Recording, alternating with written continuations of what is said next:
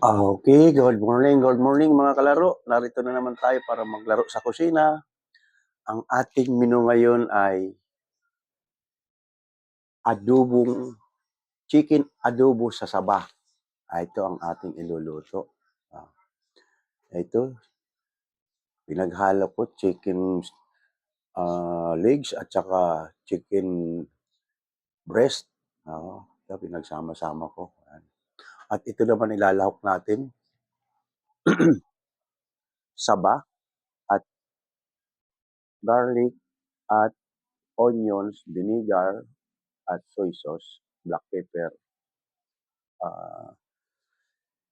Saka papartneran natin siya ng garlic rice. Saka itong adobong ito talaga ang adobong minus gastos. Kaya tayong mga nagtitipid, mga nanay, tatay na nagtitipid tayo sa lalo-lalo na sa probinsya, maraming saging. Para madagdagan lang yung pang-ulam dahil medyo may kamahalan yung manok, dadagdagan lang natin ng saba para dumami yung ating pang-ulam. Ito na. Ayun, punta na tayo sa kusina para umpisahan natin ang pagluluto ng adobo.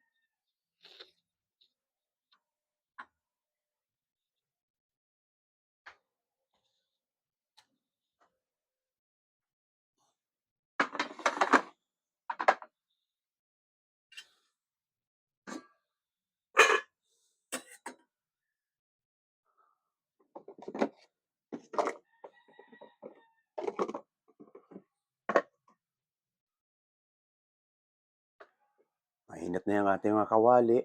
Lalagyan na natin ng oil.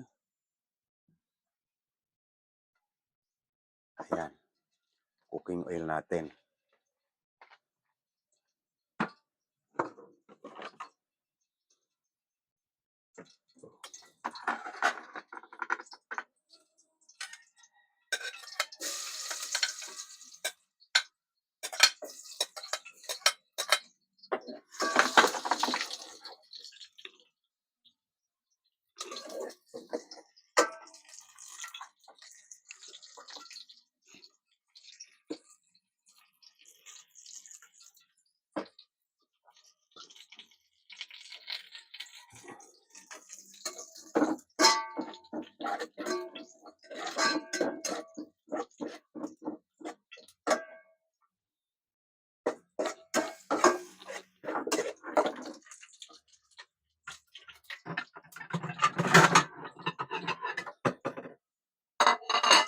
Nag-brown na yung ating garlic.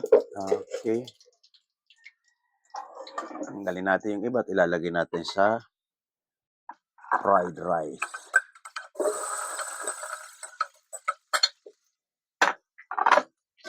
Yan lang ating napakasimpleng adobo sa saba.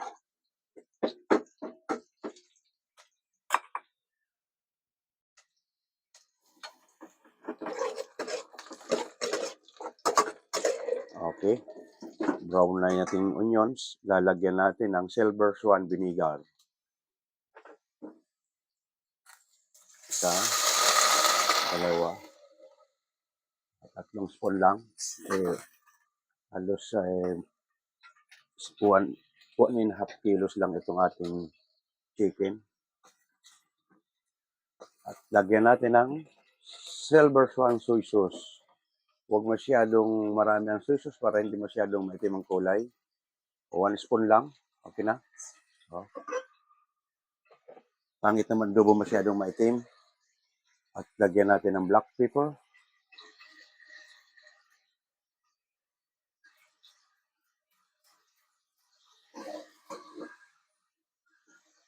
Ilagay na natin ang ating manok. Okay. Pwede na natin isabay ang saba kasi masarap itong saban. Medyo nadudurog-durog sa luto. Yan. Sa ating mga nagtitipid sa gas, sa oil, pwede na natin i-rekta ito. Pero yung mga pihika na gusto talaga ay ano ang kanyang style, mga iba-iba kaming style, ipiprito pa yung saging bago itatapping lang dito sa adobo. Sa akin, hindi. Nagtitipid tayo ng gas para hindi tayo masyadong malakas ang gastos natin sa gas. At itong ating fried rice, lagay na natin yung masyadong marami mantika.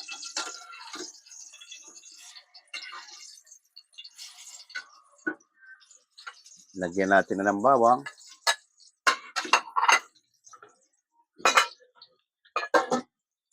Sinod natin itong rice para sa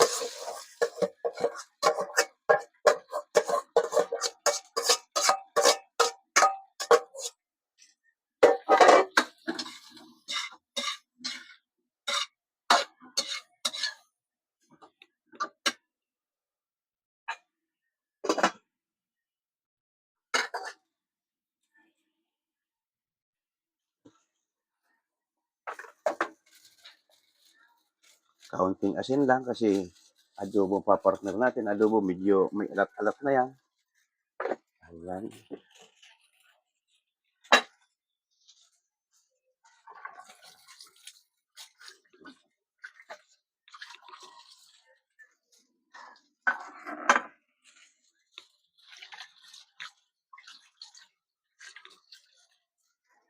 Ang adobo natin, 15 or 20 minutes luto na yan.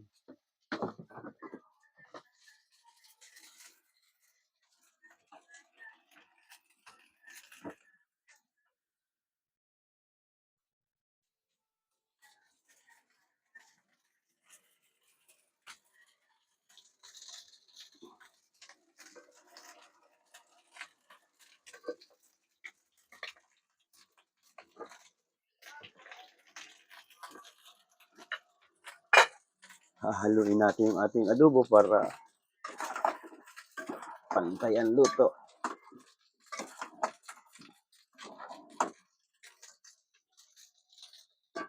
Ito, sus lang nito yung katas ng manok.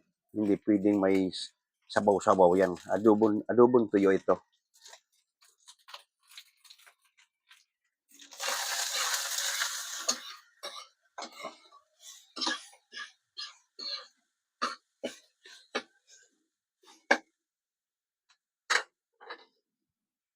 Ayan, habang inaantay natin yung lalagay natin yung ating lalagyanan.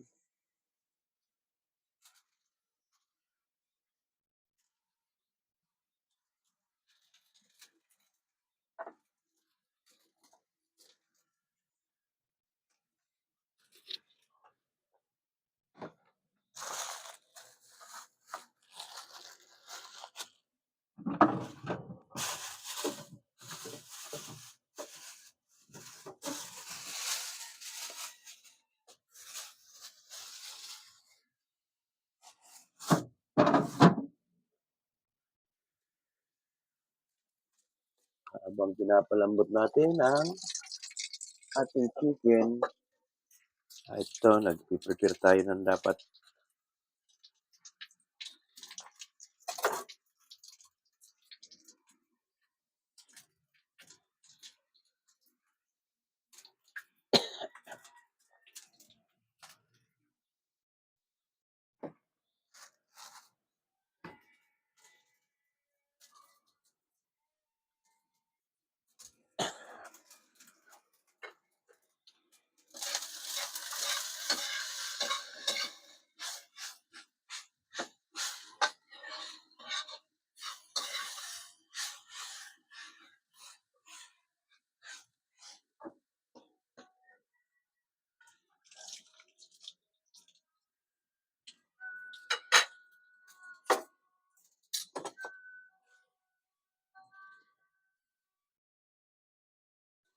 Yung ating adobo, paborito ng mga bata, adobo. Ah, Ngayon, hindi natin sila mapakain ng manok, bihira mga bata kumain ng may sabaw na manok. Hmm. Karamihan gusto ng mga bata ay fried chicken, adobo. Sa sauce lang sila humahabol sa adobo. Ang Ayan. Masarap nito na yung saging mo, yung medyo nadudurog-durog na, kaya sinabay ko sa manok yan. Nadudurog-durog na para yung asim at alat naglalaban sa tabis ng saging.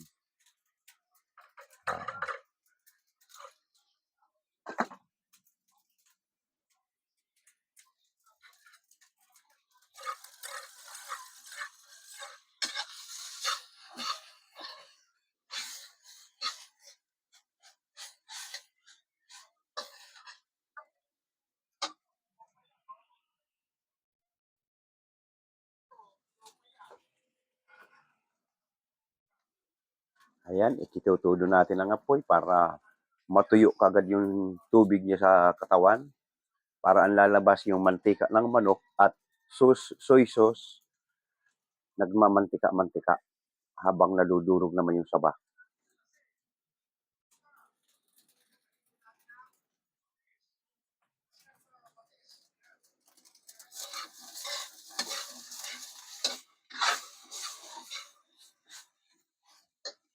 Okay na yung ating fried rice. Oh, itatapping na natin itong garlic, kaya tinawag garlic fried rice. Ayan, mabango.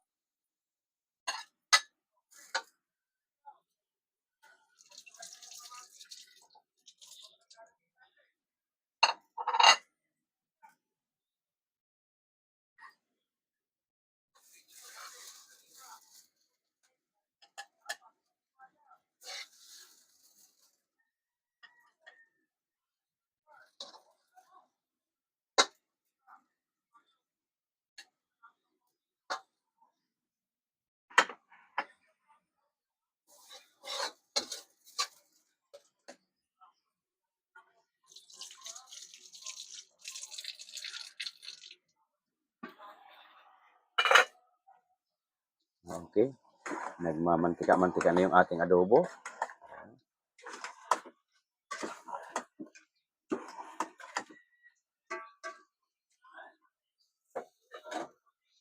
Isa pa, mga 5 minutes. Mga 5 minutes yun, okay na.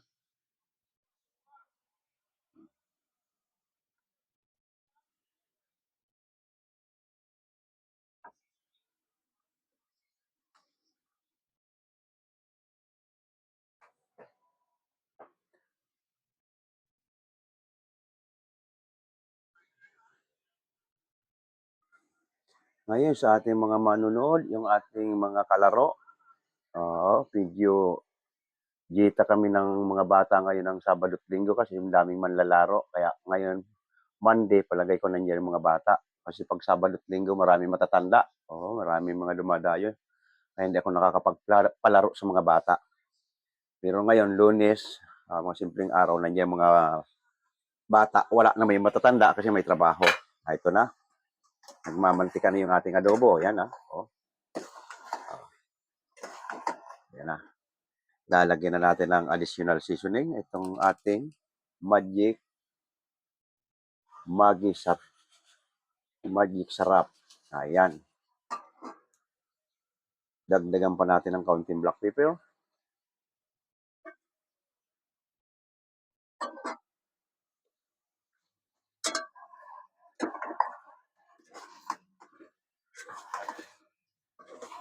Na, mantika na ng manok ang lumalabas. Sure natin ang maganda-ganda pa. Patuyuin pa natin ng kaunti.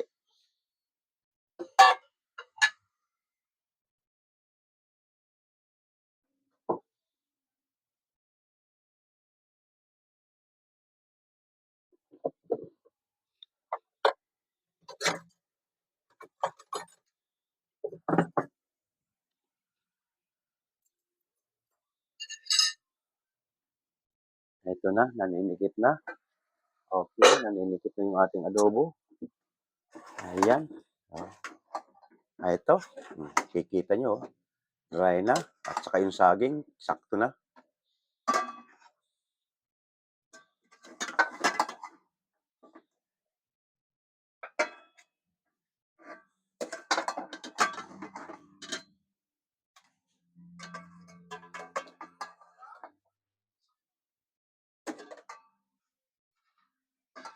Ayan.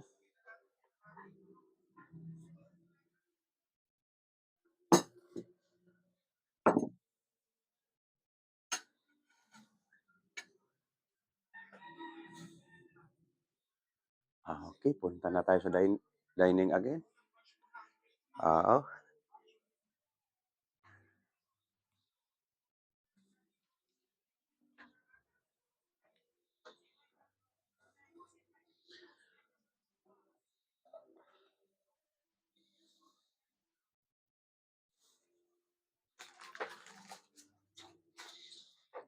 Okay, titikman na natin ating adobo sa saba. Ayan. Garlic rice. Ayan. Oh. Ayan, masarap na adobo na nagmamantika sa kanyang katas. Katas mismo ng manok. Ayan.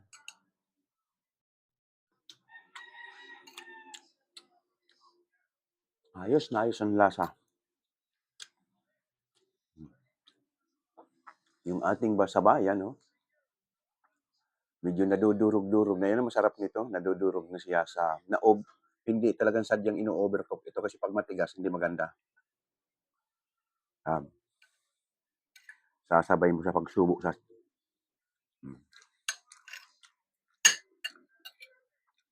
match na match ang lasa ng garlic rice with adobo sa saba.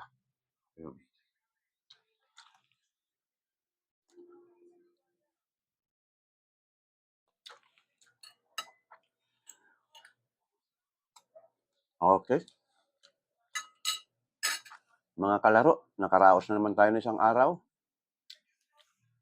Ito, yung mga ating taga-subaybay, ating mga viewers dyan, huwag lang natin kakalimutan, pindutin ang ating subscribe button at like. At yung gustong matuto, sinasabi ko lagi, yung gustong matuto, step by step, sundan na lang natin yung pagsimula ko hanggang sa matapos.